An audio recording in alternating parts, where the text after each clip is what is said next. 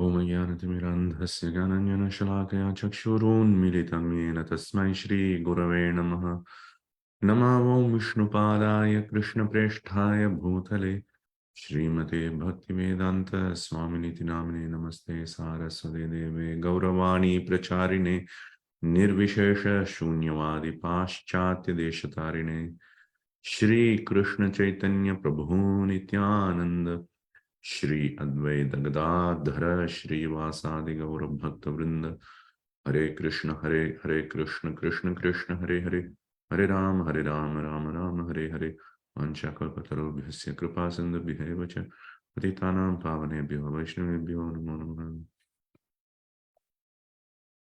So, let me share my screen. So last week we missed it. But before that, we were looking at the Madhurya Kādambini part where Kṛṣṇa has given darshan to the devotee in the stage of Prema. So in the stage of Prema, after giving darshan to him, the Lord spoke to him saying that, "Oh, best of the devotees, you have endured so many difficulties in many births just to serve me. So because of your service and this type of love and attitude toward me, I have become a debtor to you. And how can I absolve this debt? I cannot give you yogic power or, a place in Brahmaloka, or the power of Brahma. All these things I cannot give you because that is like giving a grass dust to a human being. So human being, what is it going to do? It is only eatable to animals. So that is of no use, the Lord says. Then the Lord says, let me just take shelter of your own good qualities alone. I cannot do anything else. This is the same words the Lord also used in relation to gopis, that I have become a debtor to you, and let your own service be the object of charity to you in return. So in similar way, the Lord also spoke. After hearing these words, the devotee is now replying to the Lord. Iti bhagavataha vang madhurim paramasnigdha varnam karnavatangshi kritya. So taking the words of the Lord's, which are very sweet and which are filled with affection, he has taken the words, the devotee has taken the words and has put it as earrings on his ears. So basically, he relishes the words of the Lord. And then he says, Prabho Bhagavan, O Lord, Kripa Paravara, O ocean of mercy, Ghora Sangsara Pravaha Prapita Klesha Chakra Nakra Vyuha Charvyamanam Mamilokya Karunya Udyota Dravacheta Navanita Akila Loka Atitaha Bhagavan. It's a big sentence. We'll just break it down. So he says first that I have been stuck in the river called Sangsara, and it is very dangerous and it is very fearsome. So in that Sangsara, that river, there are many whirlpools. So the whirlpools are compared to the sufferings one undergoes in their life. And then there are also many crocodiles in the river. These are also the miseries. So he says that I have been chewed by these crocodiles, Charvyamanam. I have been chewed by these crocodiles of sufferings, and I have got stuck in the whirlpools of these miseries in the Sangsara river. But you have still looked at me. After looking at me, what happened? Karunya Udyota Drava Cheta Navanitaha.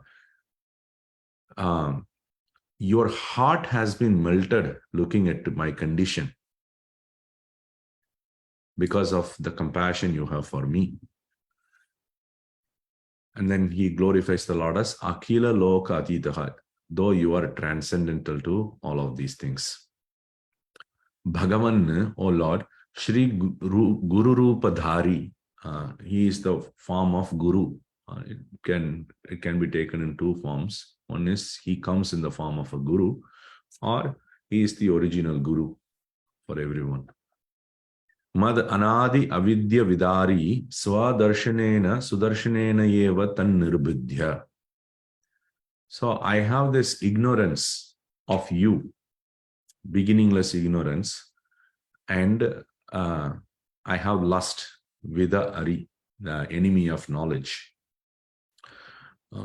You have removed that enemy of knowledge, that is the ignorance, by giving your darshan, which is like a Sudarshana chakra, just cuts down everything. So you have cut my ignorance. So basically, when the Lord shows himself, the ignorance is removed, because we are seeing the Lord directly face to face. Before that, we were ignorant. We were ignorant of the real form of the Lord. Now that ignorance has been removed. The dangshtra tatat eva unmochya. So you also released me from the jaws of the crocodiles, which were there in the Samsara river. You have released me from that. After that, Nija Charana Kamala Yugala Dasi Chikirshaya. So, to make me your own maid servant, you had the desire to make me your own maid servant to your two lotus feet. So, this is devotee talking in the mode of a Madhurya Rasam. Swa mantra varna vitim mat karna vitim praveshya. And you have given me a mantra into my ears. Having given that, nirvyati kritya, you have released me from pain and sufferings. After that, muhu api swaguna nama shravana kirtana smaranadibihi mam yad ashu shudhannu nija bhaktaihi api sangamitaihi swasvevam api abu budhat. So you have purified me by engaging me in again and again in chanting, hearing, and remembering all your qualities, name, and so on. And also uniting me with your devotees, you have taught me, or what is service to you. Even though you have done all these things, Tadapi durmedaha aham. I am a still dull-witted person, slow intelligent, durmedaha, bad intelligent person. Adhamataha, I am a very low fallen person. Divasam ekam api prabhum na paryacharam. I have not even performed a service to you even a single day. So this is a devotee talking in the stage of Prema. He is expressing his dainya. He really feels like that he has not even performed even one day of service, then what to speak of us? Kadarya charyaha, I am a miserly person engaged in miserly activities. So if you have got something valuable, you should properly utilize it. If you don't utilize it, then the person will be called miserly person. Suppose I got a Tesla car and I don't even drive it around the road, and I simply keep it in my garage and then lock it up, thinking that I'm protecting my car, then I would be called a miserly person, because I'm not using the device for what it is meant properly. So similarly, this body is supposed to serve you. My own existence is supposed to serve you, but I have not done that. So I'm a miserly person. Tadayam janaha dandayatum eva argaha. I should be severely punished by you. Pratyuta etavat darshana madhurim payataha. But on the other hand, you have given me your sweet darshan. What can I say about it? I am worthless person. I am dull-witted person. I have not even performed seva to you even a single day. But you have engaged me in your service. You have given me devotee association, and you have given me the mantra to chant. All these things you have done. And then finally, you have given me your sweet darshan also. So I don't deserve all these things. Kincha rini bhavami iti Shri Mukha Vanya Prabhuvarena Vidambataha Asmi iti Manyeham. On top of that, you also mentioned that you have become a debtor from your sweet mouth. Oh Lord, I just consider this as a Vidambita is disguise, but the other meaning is mortified. I feel embarrassed by thinking about this. Or I have been cheated by you by saying these words. You are just deceiving me as if I am a great person. You are just flattering me. Actually, this is not true. Tad kim karomi? What do I do? Panchava, sapta ashta athava laksha kotayaha api yadi aparadaha bhaveyuhu tadapi tam samprati shamayatum dharshtam alambeta mam. So he says, probably I have performed 5 offenses or maybe 7 offenses. Oh, no, actually I have performed lakhs of offenses. Oh, no, actually I have performed crores of offenses. So many offenses I have performed that to come in front of you and asking you to forgive those offenses, I have to develop great audacity to do that.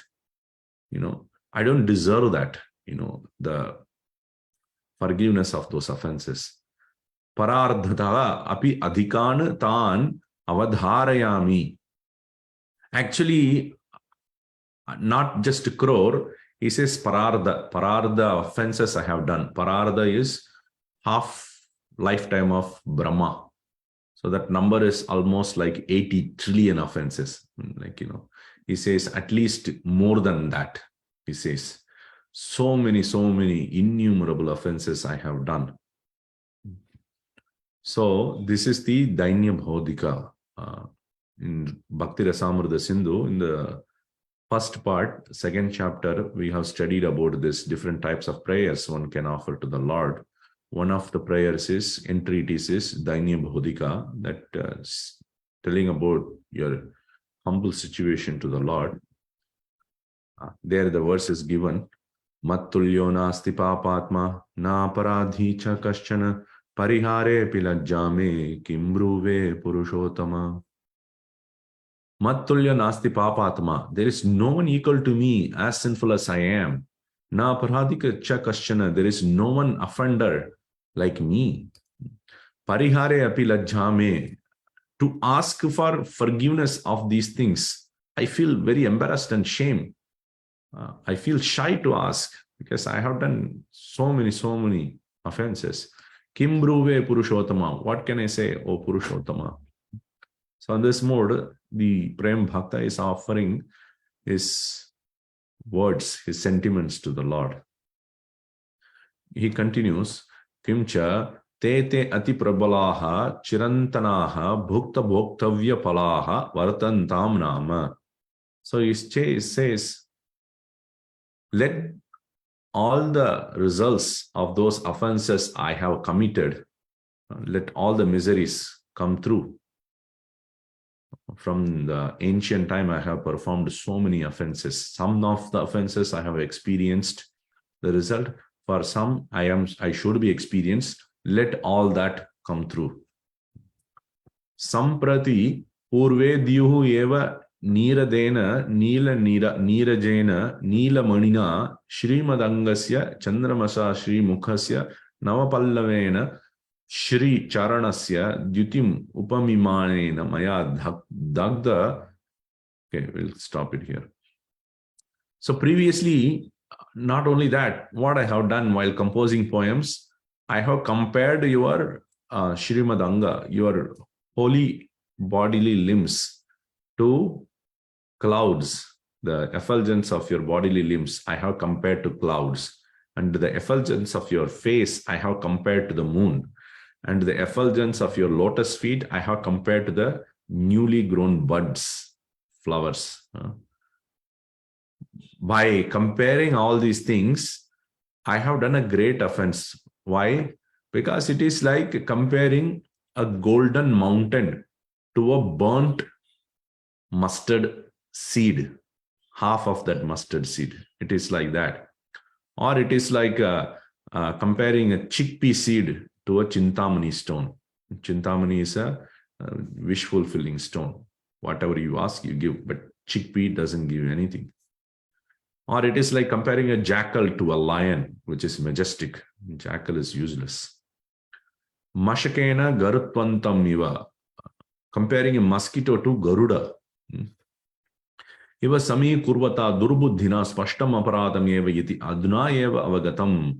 So by comparing, by equalizing these two, the metaphors I have used to describe you, I have committed a great offense out of my own foolishness. Now I am understanding that. He says, Tadatu Prabhum aham staumi iti swiyam adi avidvatvam api kavitvam yetati iti janeshu api prakyapitam. Still, oh Lord, people actually think that I am a great poet, though I am just expressing my own ignorance only in glorifying you, but people in general have accepted it as a, kavitva, great poetry, great poems. Ataha parantu madikshanaena kshanena shamikshita shri murti rupena vaibhavena javena tarjamana dhairya rahita gauhu. But still, you have given me your darshan of your whole form, and looking at that form, which is very beautiful, what through my eyes, what happened? My words are all in Sanskrit. It is called go. Go represents words, but go also means cow. So he says that by looking at your darshan, all my words are like mad cows. They got threatened, and then they just, patientless cows, basically wild cows, jumping here and there. They got threatened and then start, going haywire here and there. Shrimat Saundarya Kalpavallim Upamana Radanaihi Dushayitumna Prabhavishyati. So your beauty is like a desire creeper. That desire creeper cannot be even chewed by this upamana. Upamana is a comparison. It cannot be chewed by that comparison, and so your glories are not spoiled by that, but it is just my own foolishness has come out. So in this way, I have committed so many offenses, even while composing prayers about you and trying to glorify you, in trying to serve you. I have committed many offenses. So we will stop here. If anybody has any reflections or questions, you can ask.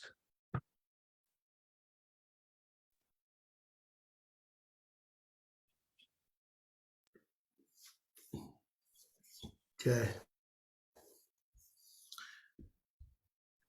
Thank you, bro. Thank you, Prabhuji. Prabhuji, I have one question. I think no one is asking, so I have one thing. So, thank you for describing this. Very nice.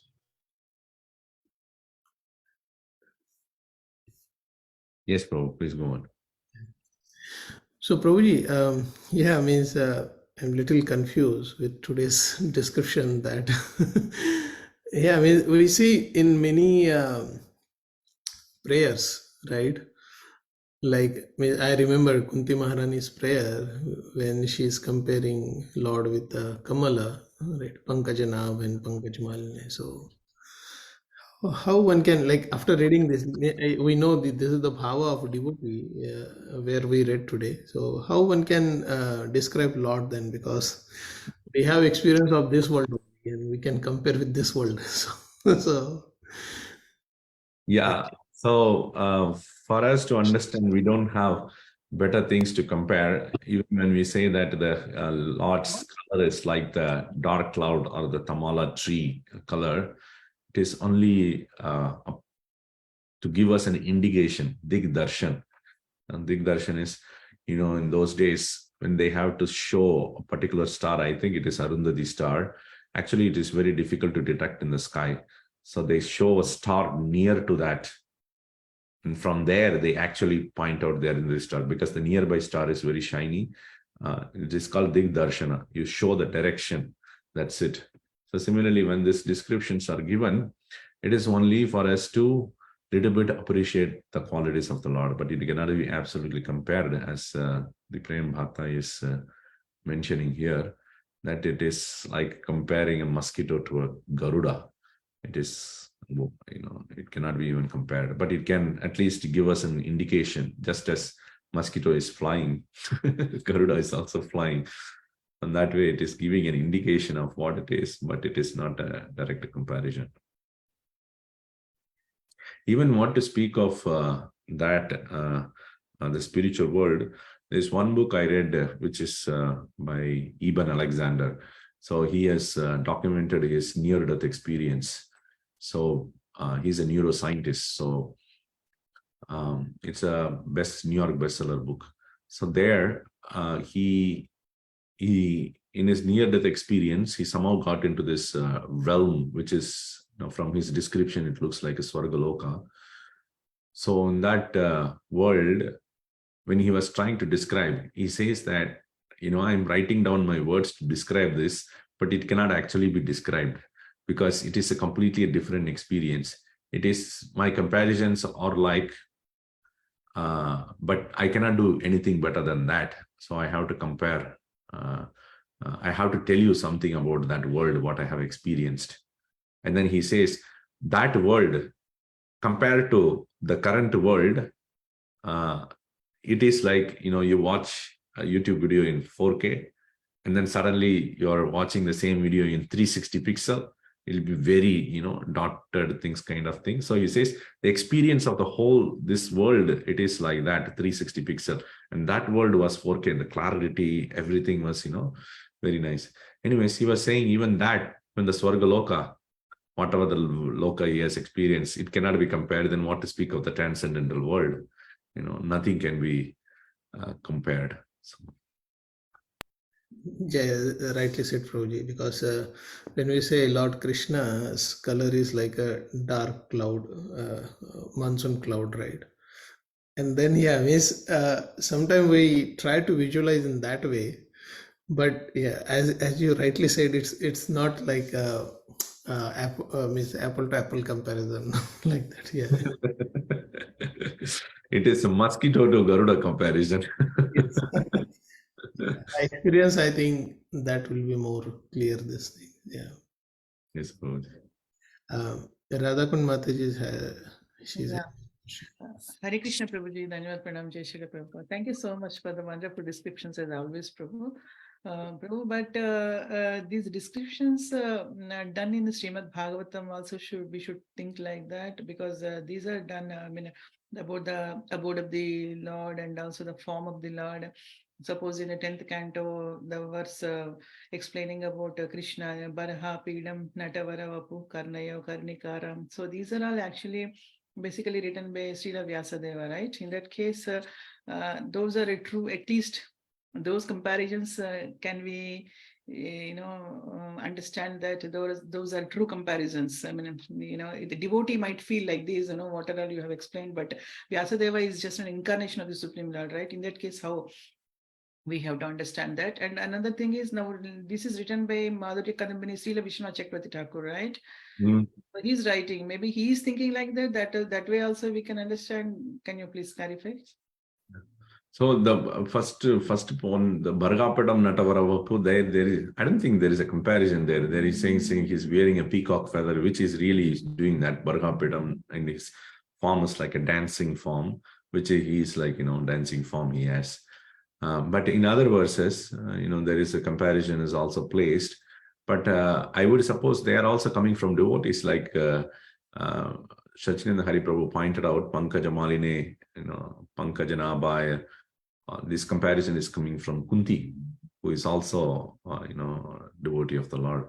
So it is also an expression by the devotee. Like here we saw, the devotee has expressed, he has written poems glorifying the Lord using these similes. One way to understand is also that they can be taken as spiritual world objects also. The lotus in the spiritual world, or in the moon in the spiritual world, it is compared to the Lord's face. So it can be somewhat equalized in that way. But it is also giving us an idea, or it is a way of expression in poetry. In poetry, you express to show, to make the audience understand what is the sentiment you are having when you're looking at a particular scene. So Prabhu, a small follow-up on this, Prabhu. Yes. In this case, in the Madhurya Kādambini, what we have reading right now is that a devotee has seen the Lord, and then he was thinking that he was repenting, kind of, right? Because whatever he was, describing the Lord, that was not true, because he's more than, how many times I really truly don't know, but he's thinking that his, comparisons are useless or something like that. But in case of Kunti Maharani, Prabhu, as Sachinandan Hari Prabhu mentioned, Kunti Maharani is already seeing the Lord face to face, right? Then she is saying Namo Pankajana Abhaya, Namo Pankaja Maline. So seeing the Lord and describing it, how do we? Yeah. So basically, their sentiments are expressed there. How would you express your sentiments in words? In one example I can think of is in Brihad Bhagavatamrita in volume 1 at the end, when Uttara was asking questions to Parishit Maharaj. She's asking more details into Prema. So he explained, about the nature of Prema. And then at one point, he just says, actually, it cannot be explained. You should just realize on your own. So similarly, when the devotee is also seeing the Lord, wants to express through words, which is natural. So the devotee may express using poetical devices, because those are the best devices one has to express, though it's not accurately capturing whatever the feeling one has in the heart. Even with the same poetry in the material world also, I may compare, a particular person, like, he has lotus-like eyes, but really the eyes are looking like lotus. No, but it is a comparison to give that flavor. So similarly, and the sentiments toward the Lord are expressed like that, because that's the best means to express. Hope this helped. Yes, thank you so much for the ignorant questions. Please forgive me. That's a very good question.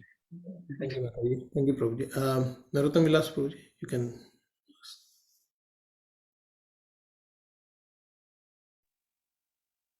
Prabhu, thank you so much for the wonderful discussion, Prabhu. It's 8 o'clock. I will be quick. So I just said two things, Prabhu. I just remembering when you talked about why lotus being used. I heard this from a devotee long back, but why is the lotus being always used to compare the Lord's face, hands, everything? That the first, the only flower you could say which was not created by Brahma was lotus, because this came out of the navel of the Lord even before Brahma was born on the lotus. So it's as transcendental as that. So that's why it loads. I consider as lotus hands, everything. That's what I heard one devotee speaking to. And the other thing about comparison, I was reading Kṛṣṇa Ganodesh Deepika, in which beautiful book too, and there's a part called Laghu Bhaga, where a description of Bhagavan and his servants, everything has been given by Sri Rupa Goswami. And at the very end, all Krishna, his body is like Tamal tree, everything is mentioned, as Chakravarti Path mentioned in the commentary. And at the very end, he says that although the above mentioned features of Sri Krishna's sweet beauty cannot be compared to anything within this material world, an idea has been given here to help stimulate the devotee's bhakti. That's what I remember, that all these descriptions are given, even though it's incomparable, like Dhruva Maharaj mentioned, right? I wanted, your beauty is like diamonds, and what I wanted was broken glass. But I can understand here is the only comparison given is a stimulate of bhakti, even though it cannot be compared, but something has to be there, or else we don't have any other reference point to. So yeah, that's what I remembered from Thank you. Yeah, I also remember that Radha Krishna Ganodesh Deepika. I think at the end you say this. Yeah, yes, thank you so much for sharing that. Yes, that also helps. This is to induce the bhakti of the devotee also. Yes, thank you. Thank you so much. Okay, I think we can stop here. Thank you so much, Sachin Hari Prabhu. Thank you, Shankarana Prabhu. Thank you, devotees. Thank you, Madhurya. वंशकल्पतरुभ्यश्च कृपा सिन्धुभ्येव च पतितानां पावनेभ्यो वैष्णवेभ्यो नमो नमः. Ananda Kodi Vaishnava. Thank you so much, Prabhuji. Thanks a lot. Thank you, Hare Krishna.